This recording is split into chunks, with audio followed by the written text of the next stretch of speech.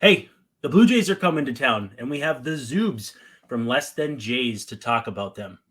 This is Locked On Twins. You are Locked On Twins, your daily Minnesota Twins podcast. Part of the Locked On Podcast Network, your team every day.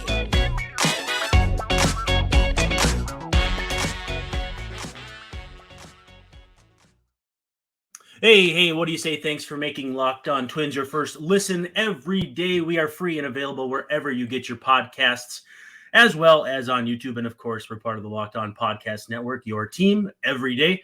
And as a reminder, please feel free to be active in the comments. If you're watching on YouTube, leave us questions, chat with us. We'll do our best to hang out there, chat back and forth. Also, too, you can leave questions there or on Twitter at Brandon_Warren at Locked On Twins. DMs are open. And finally, don't forget to check out Locked On Twins breathless post-game minutes ASAP after each game.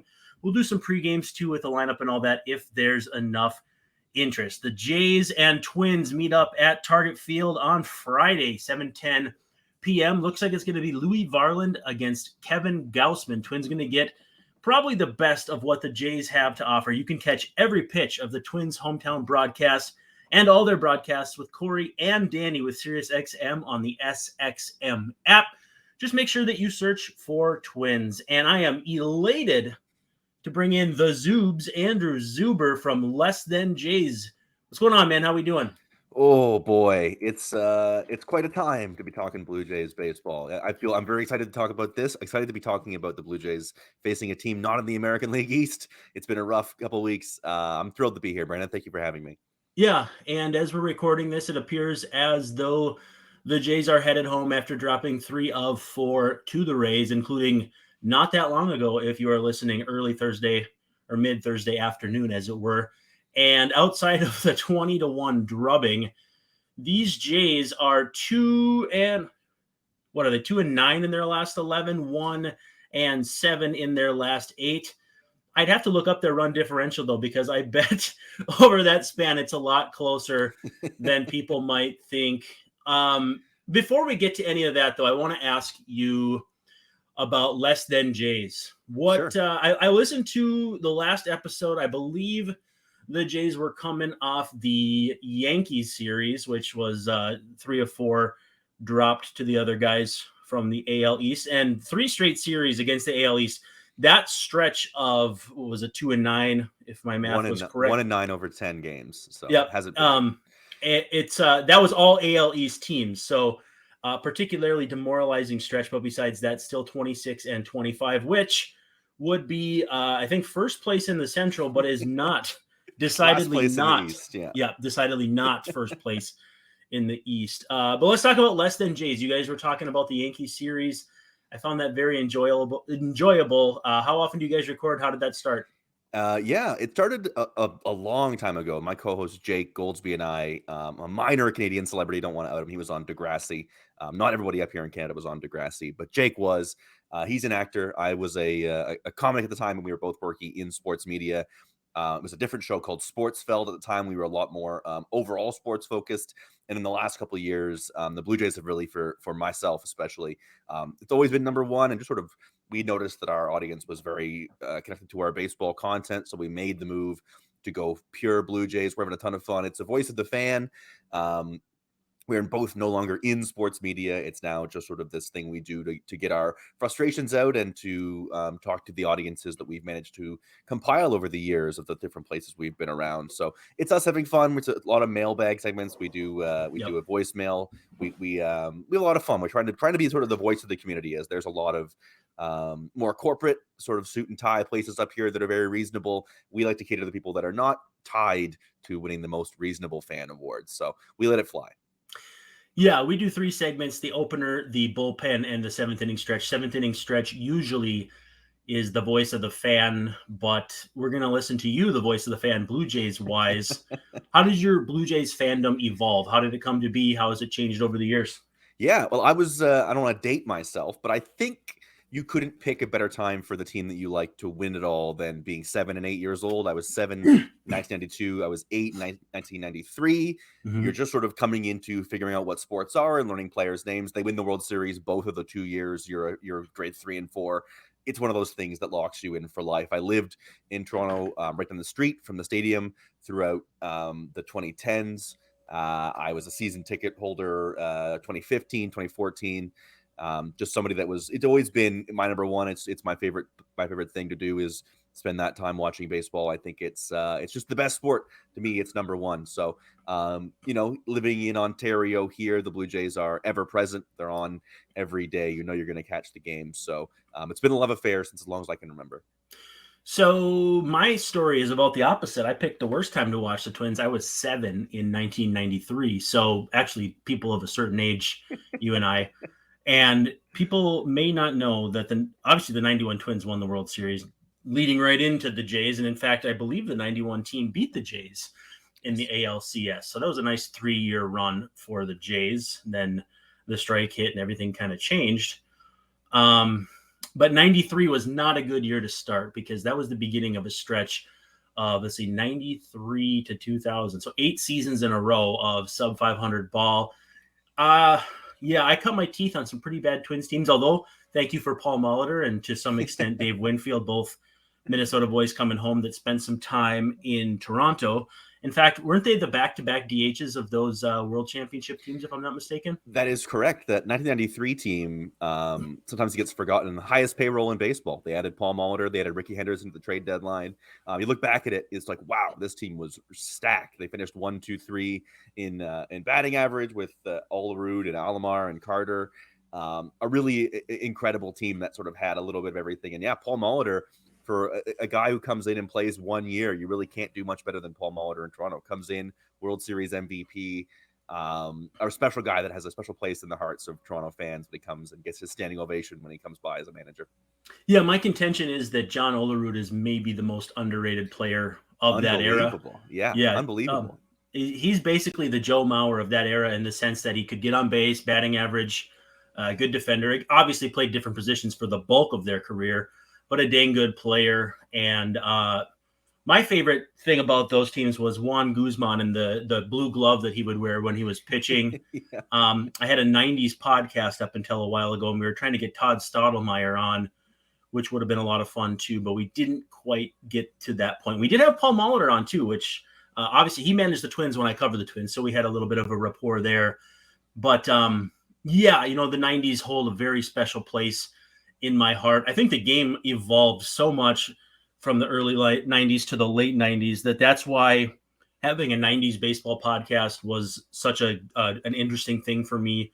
Also, too, I got Greg Olson, who was the closer for the Orioles, to be the co-host. So pretty natural fit there. Yeah. And he had some connections. So we had some big names. We had some not so big names.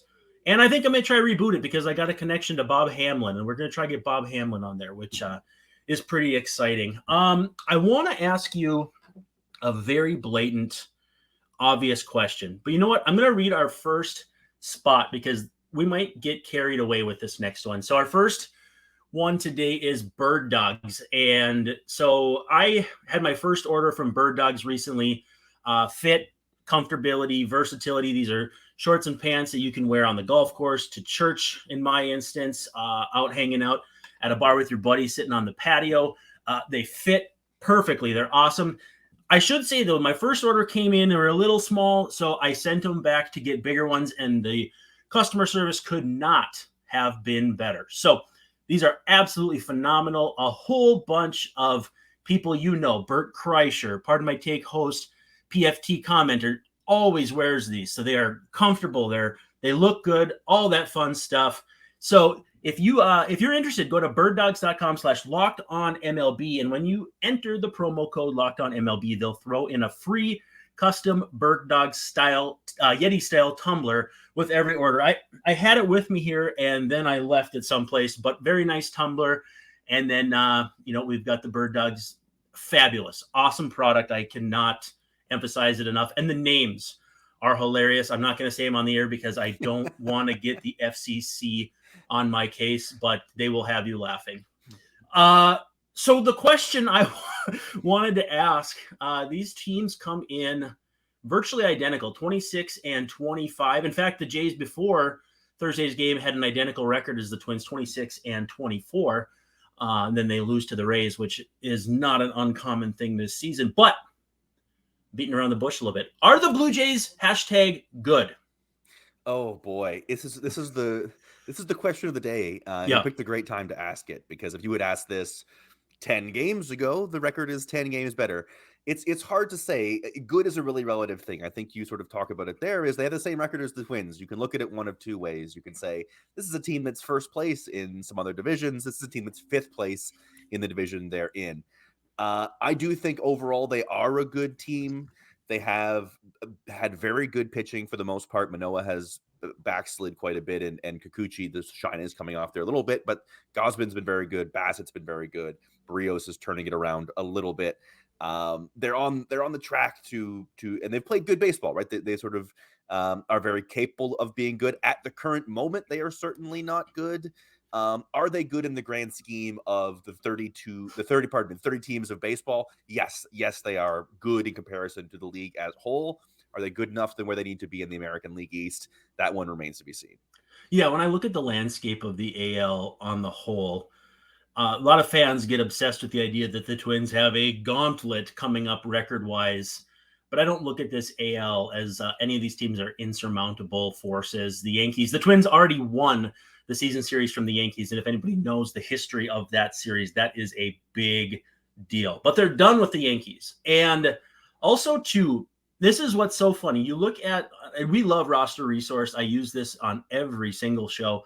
Playoff odds for the Blue Jays, 5.7% to win the division, but 48.1% to make the playoffs.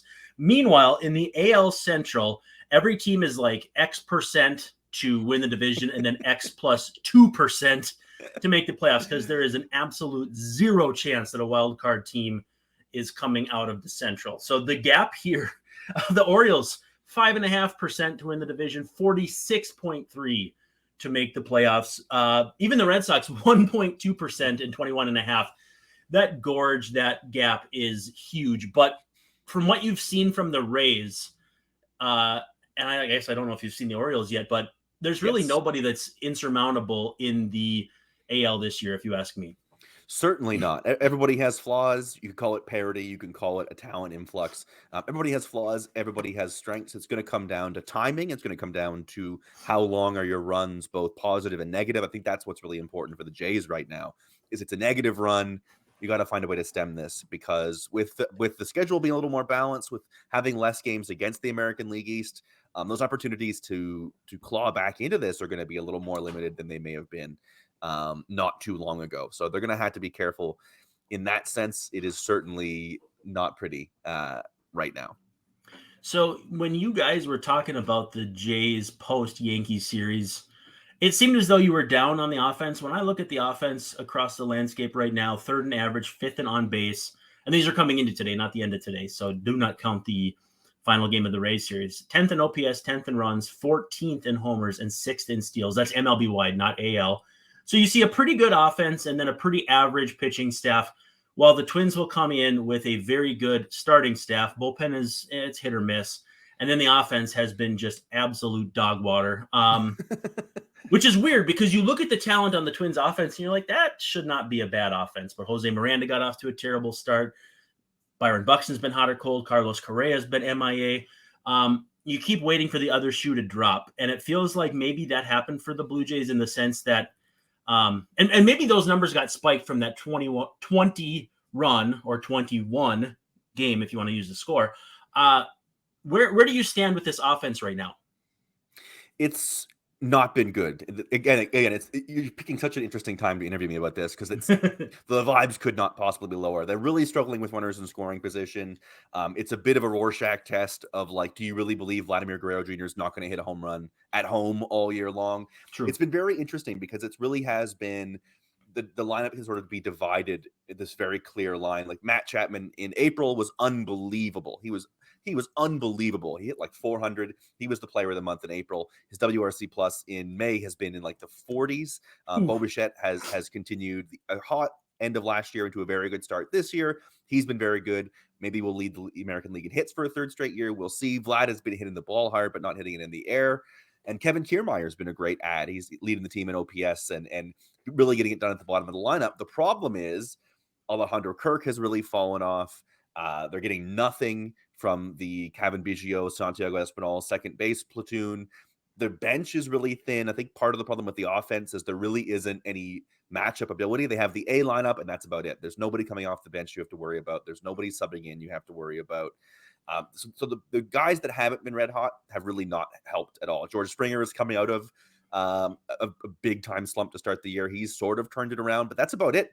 And I think another reason that maybe myself and you listened last week and a lot of Jays fans you may see on the periphery are so down in the lineup is they traded away 2.5, 3 very big pieces this offseason. To get Varsho, they traded Lourdes Gurriel Jr. and the top prospect, Gabriel Moreno. Both of those guys are raking right now. Gurriel has been unbelievable in the last month. He is really driving Arizona's entire offense. And Teoscar Hernandez, who they traded for a reliever, which is it's just in general bad practice. I have a fun story about that reliever, by the way.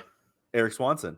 Yeah, I don't want to derail you, but we'll get to it later. Yeah, absolutely. That is one where, Blue Jays fans, you get a little attached to your own guys, but he has been a middle of the lineup 30 home run guy that you have been able to put behind Vladimir Guerrero Jr. and put behind Bo Bichette and be a guy that can hit cleanup and drive in your runs and hit for power. And now they're getting on base. They are hitting. It's a new approach. They're not hitting for power in the way that they were in previous years. And you want to say they haven't really been blowing teams out. They did just score 20 runs, but 10 of them were off of position players. I do want to say 10 of those were off position players. 11 of those hits were off position players, but still outside of that outburst, they really haven't been very good with runners in scoring position. They have really struggled in extra base hits. They are really, getting themselves into opportunities to win games. And part of what's been so frustrating in this last little stretch is they've had opportunities to win basically every single one of those games. They've had tying runs, go ahead runs at the plate, opportunities with bases loaded, 2 runners on, nobody outs, and not cashing them in. So that's what's been so frustrating, is the part of it lately. So yeah, I think part of it is you're sort of seeing the flash of what they could be and what they should be in a lot of people's minds. And that is where the frustration around the offense is coming from right now. Yeah, the Twins are in a weird spot when it comes to runners in scoring position versus bases loaded. So I don't know if you're aware, but bases loaded. Okay, so since 1974, that's 50 years. My goodness, a long time. They have the worst OPS in MLB history with the bases loaded. It's like 3 fun series. However, they have like the number 3 OPS with runners in scoring position. How those two things can coexist? No idea. They're like an 880 OPS with runners in scoring position, but a 3-something with them loaded. To me, that means first base is the pivot point, and that's the curse of Luis Ariz, singles king. So with first base occupied, the Twins are completely without redeeming value this season. But with that said, it is what it is. Yeah, I'm looking over the main numbers for the Blue Jays. Bo Bichette, very solid. Chapman, 575 OPS this month. That does include this Thursday's game, so it's up to the minute accurate. Springer, decent. Whit Merrifield kind of doing the Whit Merrifield thing. Vladdy, decent. Kiermaier with a 941 OPS. So strong there. And then Brandon Belt, too, over 1,000 OPS. I thought he'd be game for a pretty big bounce back if he could stay healthy, which was the issue in San Francisco. But in general, a 763 OPS for this offense. I'd be curious to see if you subtracted that Rays game, what that would come out to. And I think those runs, a fair portion of them were scored off Luke Raley, if I'm not mistaken, who was very briefly a Twins prospect, came over. Did he come over or did he go back in the Kenta Maeda deal? I think he might have went back to the Dodgers in the Kenta Maeda deal and then eventually found his way with the Rays. But what an unusual game, too. The Rays have been just absolutely blazing hot all season long. And to have that happen, what must have been a fun night. Let's just say that. Yeah, it was cathartic. Given everything that came before it. So my Eric Swanson story is that he is married to a girl from my high school, my northern Minnesota. I grew up 10 miles from Canada, but near Manitoba, about 100 miles from Winnipeg. You maybe can hear it in my voice. A touch. But her name was Madison Milner, now Madison Swanson. And I was actually the student aide / teacher for her gym class because she was in my brother's class I think they were in 4th grade, and I was a senior in high school. So I know Eric Swanson's wife, which is completely bananas, right? Wow. So yeah, so that's my story. Are you still, before we get to the last segment and the fun segment, the fun one for me anyhow, are you still down on the bottom of this order and especially the bench? Because you guys were like all in on, especially the bench. Maybe the bottom of the order was me kind of listening to you guys saying if someone gets hurt, it's a complete black hole. But it still seemed like you guys were pretty down on everybody beneath like the number 5 spot. Yeah, it's just a real lack of depth. There's no prospect you're looking to break through. That was Moreno. He has been shipped out. There is nobody knocking on the door in AAA. There's nobody coming to save them, I think, is sort of the feeling that we have. And we're a little bit, I don't want to say dooms, a little bit worst case scenario thinkers sometimes, but they have some very good players. It's just that there's really nobody that you can look at to say, here's the easy solve. And, this time of year, the trade market isn't there yet. The free agent market is barren because you're in the middle of the year, and anybody you sign is going to take them a month to get ready anyway. There's just not a lot of room for error here. And right on cue, last night, Danny Jansen, one of the 1A, 1B catchers, has a groin injury. We'll see if he misses time. But catcher is not a position you can sort of wait and see on. And it's not, a groin injury is not one that you want your catcher to have. Yeah, it's troubling because we knew this was going to be a problem coming into this season. There is no 4th outfielder. The 4th outfielder is Whit Merrifield. The 4th outfielder is Cavan Biggio. The 4th outfielder is second baseman moved to the outfield. And it's just not what you want. And when you deal away 2 outfielders in the offseason, you sort of set yourself up for this kind of trouble. Yep. It's a very hard spot to fill. Are you promising a free agent 4th outfielder at bats? Are you making a deal for a team for a 4th outfielder? It's a tough thing, and it was sort of identifiable as a weakness. And when you have Kevin Kiermaier, as good as he's played, and George Springer as your 2 of your 3 outfielders, those guys have had injury issues the last 4-5 years in a row. Like, I don't think Kiermaier's played a full season since like 2017. So you're playing with fire, and if they go down an outfielder, you're looking at a lot of guys who shouldn't be playing corner outfield playing corner outfield. So it's more of a big bright light that this could go wrong versus, it's not what's damning them right now. For sure. I want to ask you about Vladdy's health, but before we do that, I want to talk about RocketMoney. We all have subscriptions that we forget about. This will help you cancel them, whether it's, you forgot about them and they've been billing you regularly, or it's something you may not even remember that you signed up for as a trial and forgot to go back to.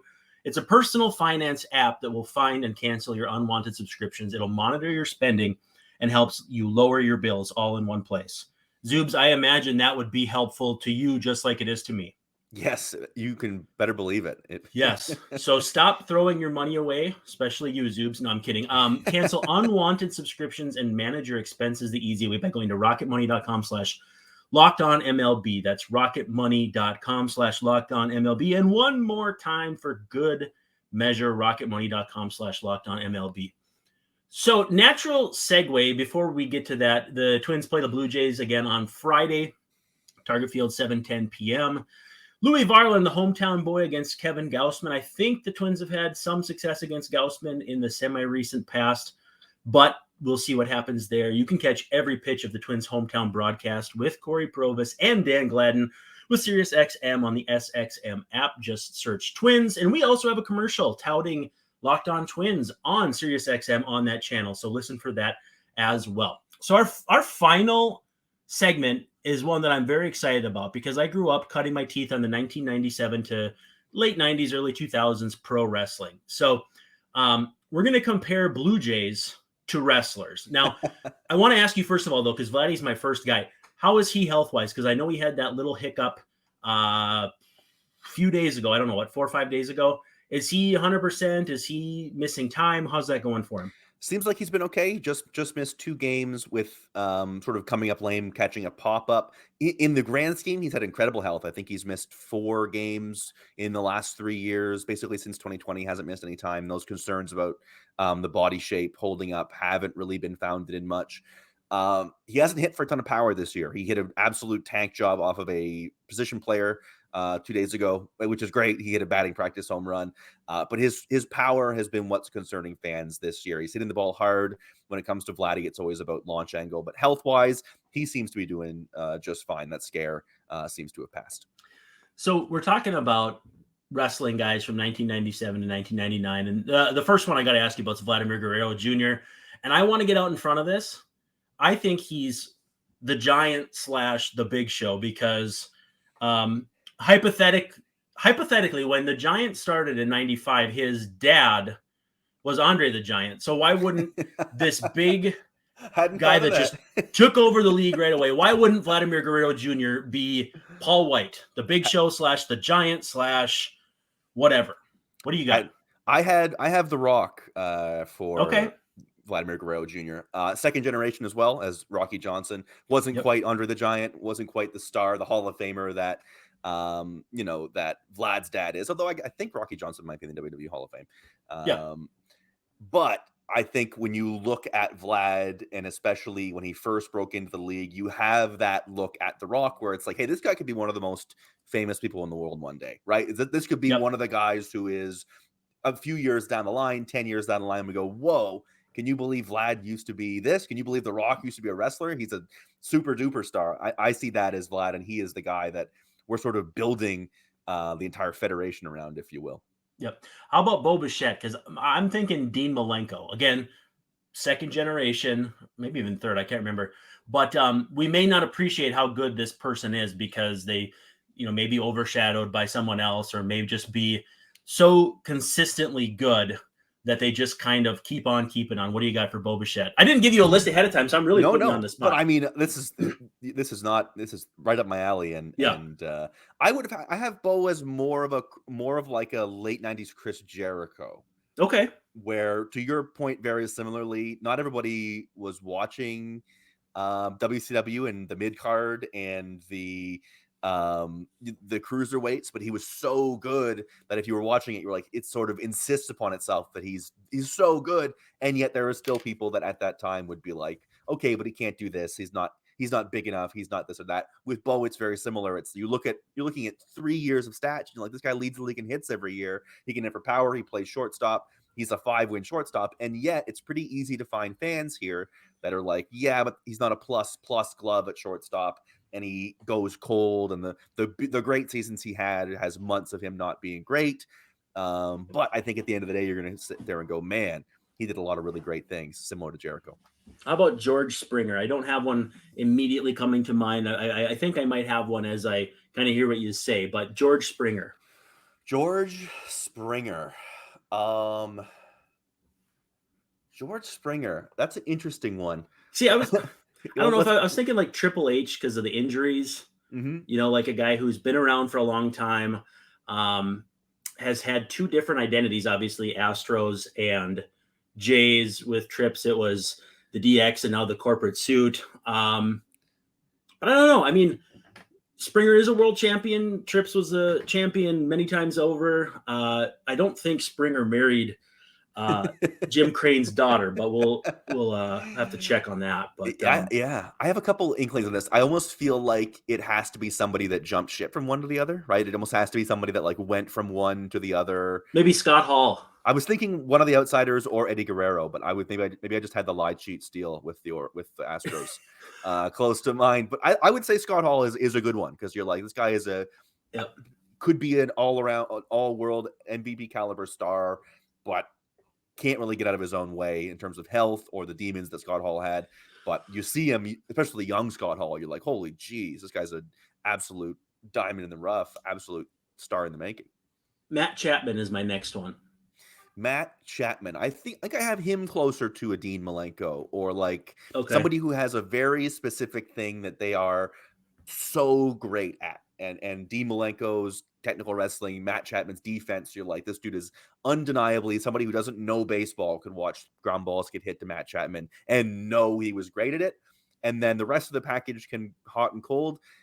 Lest we forget, Dean Malenko at one point for one night was as over as it can be. Dean Malenko winning the Battle Royal as Cyclope is as big as a pop can get for the WCW cruiserweights. When Matt Chapman is hitting well as he was in April, he's about as complete a player as you can have. So I'll take the Matt Chapman, Dean Malenko right there.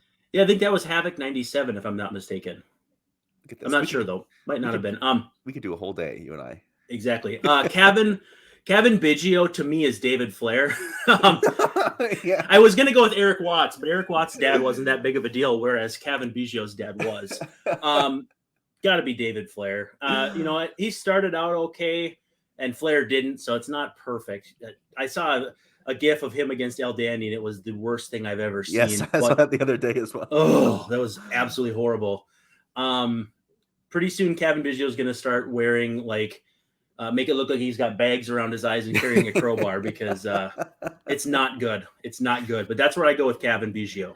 I think you're definitely right on the right track. I would do something like that. Somebody that you're like, oh, but there could be something here, and then very quickly they're like, there is nothing here. Although I will say, most Jays fans you will talk to, we are totally prepared for the Kevin Biggio goes to the Rays and hits 300. Yep. We're totally ready for it. The Kevin Biggio, starting second baseman for the St. Louis Cardinals, who hits 300. How about Jose Berrios? I got to go there because former Twin. Troubled. This is troubled for us because the Jose Berrios that we know and the Jose Berrios that you know are probably two completely different people, right? So I almost feel like we're getting WCW Bret Hart and you guys got WWF. Oh, that's perfect. That's perfect. Where it's like, man, this guy is like, he makes everybody look great. He's the best, and then we get him. And he fights Goldberg, and he's out, and we're like, "What are you even talking? NWO Silver? What is this? Yeah. What's going on?" 2000 was horrible, and then he retired. Whit Merrifield to me is Bobby Eaton. He's just kind of getting by at the end here, but could do a little bit of everything and make everybody else look good. He was a good player that never really got his due. Maybe even like a Brad Armstrong, where real solid, but now he's in his buzzkill days, which is not good. Yeah, I think you're right on there. As a guy that you sort of you want on the card, you want him in the matches, you want him there, but you're not strapping him up, you're not putting the title on him. How about Alec Manoah? I got just a couple more, and then we'll let you go. Yeah. Alec Manoah. This is gotta be like someone who was a big deal and then fell off pretty fast. And could still get there again, but just isn't right now. He might be Kane, where when Kane first shows up, you're like, holy, who is this guy? Like Alec Manoah shows up, enormous dude, really fiery. They had a really laid back team the last couple of years. This is a dude that took it capital S seriously. And then, now Kane is almost a novelty act by the end of it. And hugging it out and not nearly the same guy that's tearing the roof off the cell. So maybe Kane is my pick there. We'll see if he gets into conservative politics after he's done. I have my doubts. Two more. Dalton Varsho. Ooh.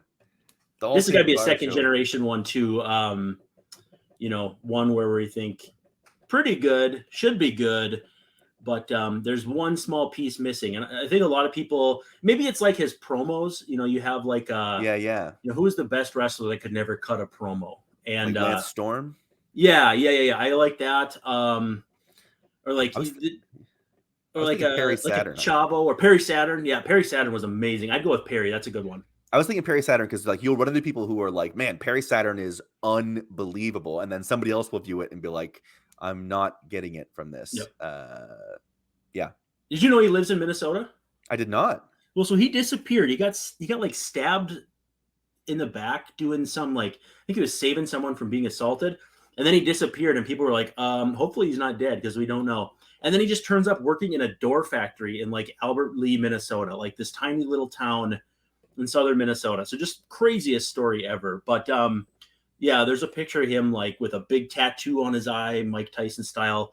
And he's got a stepdaughter going to prom or something. The picture's about 15 years old now, but life has not been good to Perry Saturn after wrestling. Last one, manager John Schneider. I think you got to go with a manager here, right? John Schneider is an interesting one because we don't really know if John Schneider is a good manager yet. We don't really know.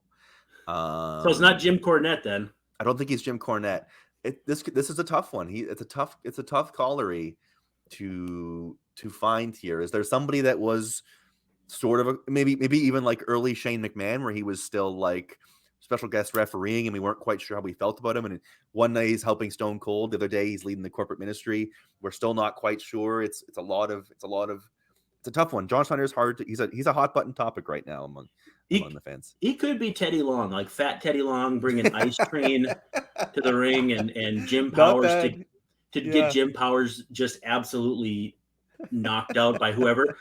Impressive specimen, but just absolutely horrible as a wrestler. Like he never won anything. So that's who I'm going with. I think I'm going to go with fat Teddy Long because Teddy was good, but he needed some time to become Teddy.